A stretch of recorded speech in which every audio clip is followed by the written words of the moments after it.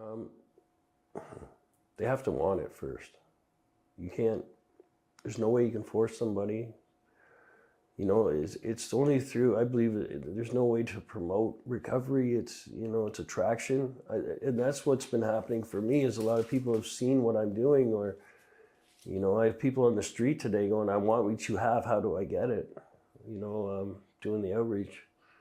When I left the treatment center in Montreal, I came to Ottawa and I stayed at a sober living house. And it was just before Christmas when I got here. I was on the street for a little bit in January, and then I ended up at Tom Brown Arena. It was a temporary shelter here in Ottawa. I was there till April when it closed. Between there and sleeping on the street, and it was at that time that I was introduced to Salvation Army outreach. If it wasn't for them, I wouldn't be alive today. So, I mean, there was times where I needed medical attention. They drove me, took their van and they drove me to the hospital. They met us out there to give us water. They had me fill out paperwork, and this one outreach worker, she was like, "Oh, come on, Gerald, just fill out the paperwork, you know." And I'd be like, I don't want to. I had somewhere I had to go. I wanted to do. I didn't want to be in that van, and I did it. And because I did that, you know, I ended up with a housing worker later on. But anyways, I spent from April of 2022 till January 9th of 2023, I spent 7 nights at the mission. The rest of the time I was sleeping in encampments around Ottawa. I was sleeping on the grade across from Rideau Center. I was sleeping on streets, wherever I could, you know, and that was through the winter too. My last 10 days or so on the street was across from Rideau Center. It's a little store now with a pink entrance right beside the Royal Bank, and there was 4 of us sleeping there. It was minus 15 to minus 20. I had 3 layers of clothes on, minus 40 sleeping bag with blankets on top. I was injecting fentanyl. I was 145 pounds. And I knew I didn't have the strength to even walk to the mission to get to a shelter. I had no strength left. I hadn't eaten in a week. I hadn't drank any water in 3 days. I remember seeing a girl drinking water. Some people had stopped to talk to us. And I'm like, I should ask for some. And I was just like, I don't care anymore. I just gave up and I rolled over. I knew I wouldn't be alive another week. And that's honestly how I felt. And I suffered so much out there, like 6 months of being homeless in Ottawa. I'd gotten Saturday night palsy where I had no use in my right arm for 6 months. You know, it was totally humiliating, and just, I didn't want to exist like that anymore. And I couldn't see a way out.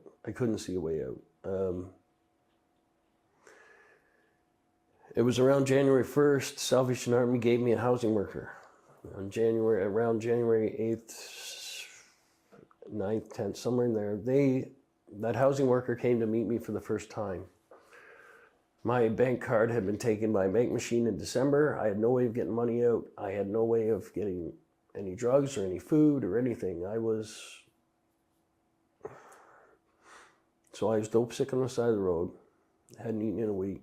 And I met him, and I asked him to drive me to the bank. Now, mind you, I'm 145 pounds. I hadn't showered in a couple of weeks. I had 3 inches of sparse beard, 6 inches of scraggly hair. Complete derelict. And he drove me to the bank, and I had no IDs. I couldn't get money out. And I remember looking down, and I thought I have one chance. And I asked to borrow his phone. And I called my sister. I said, come and get me. I said, will you come and get me? And she did. Now, she lives an hour out of the city, but she was just leaving work because she's a nurse. And she came and got me. I spent 3 days on her basement floor waiting to get into detox. I could still barely eat. I could hardly walk. When they got me into detox, I was 4 days in observation, which is crazy. Most people are out within 24 hours. So yeah, when I was in detox, when I was so weak in there, I couldn't stand up to have a shower. I just sat on the floor. When I was waiting for the elevator, I would crouch down, put my hand on the floor, or I would just collapse. That's how weak I was. And I didn't know if I was gonna, at that point, even live, really, to be honest. I didn't know what I was gonna do. I told the director, I said, if you kick me out of detox, I'm gonna die. And they had it arranged that I went to Billy Buffett stabilization after that, and I was there for 5 weeks. It was 3 weeks at Billy Buffett, almost a month sober, before I had enough strength to stand for the half hour to cook food with another guy for the guys. That's how bad it was. I lost all my teeth. These are nice new dentures. I've had 22 teeth pulled last summer. You know, I got all my IDs back.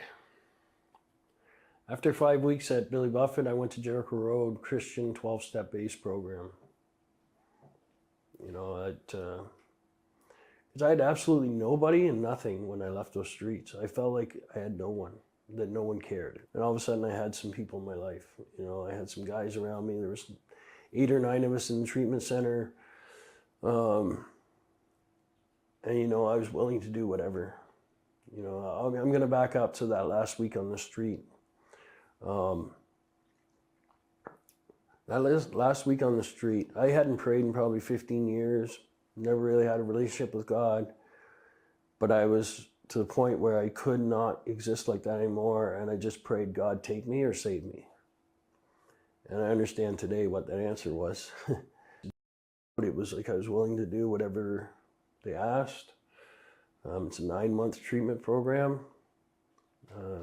I got out of first stage at 4 months and 10 days, and when it's normally 6 months. And I graduated at 9 months sober, but 7.5 months. And I was working there right away on Sunday, like a couple Sundays a month. 6 months into that, into recovery, probably 6 months sober, I started going out and talking to the homeless on the street, people I knew. You know, they were like my family for a year here in Ottawa. And I talked to them, and, you know, some of them had some hope that, wow, you're actually clean? How did you do it, you know? And then by the time I graduated at around 9 months, you know, I was going out every week, sometimes a couple times a week, talking to people. And I got hooked up with a gentleman that goes out and does outreach once a week with a wagon and some sandwiches. And so I went out with him a few times. I would take a hockey bag full of clothes when we go, and I'd hand out the clothes and he'd hand out food. And then the church, I started going to it's a small recovery church. They started seeing what I was doing, and they offered to support me in doing outreach. So there's people from the church who come out with me. There's people from the 12-step program that come out with me today. I mean, that's grown into, I now have 3 wagons. Last week we handed out 6 loaves of sandwiches, 60 juice boxes, 30 bottles of water, 2 huge bags, a bag of men's clothes, a bag of women's clothes, 15 coats, 8 pairs of shoes, and all kinds of other stuff like hand sanitizer, feminine products, everything that, you know, new socks, new boxers. And I go out and do that every week. I take a day off work, I go out and do that. I rent a storage unit today. But man, those people that I was using it with are still out there. And when they see me coming now, like, I have guys coming up to me like, how do you do it? How do you, you know, like the hope that these people think, these people know that if I can do it, they can do it too, you know. And I've been able to take some people from the street to meetings. I have people from the street that text me and, you know, ask for help or, you know, like whatever. I try to support them. There's one young gentleman that I took to a couple meetings who I actually talked to his mom, and I now talk to her probably on a weekly basis because she wants to know how her son's doing. Right? Hi, thank you for watching that video. If you enjoyed, be sure to like, subscribe, and click on that little bell notification to get notified on the latest drops. Also, let us know what you thought of the video in the comments below. Your feedback's important to us. And if you found this valuable at all, be sure to share. The purpose of this channel is to help us build as individuals and as a community, and you sharing this content helps us do that. Lastly, if you want to support what we do, you can sign up for our Patreon. There you can find full-length interviews, the ability to give your input on latest topics for the channel, and much more. And yeah, that's pretty much it. Thank you for tuning in, and look forward to seeing you next time. Peace.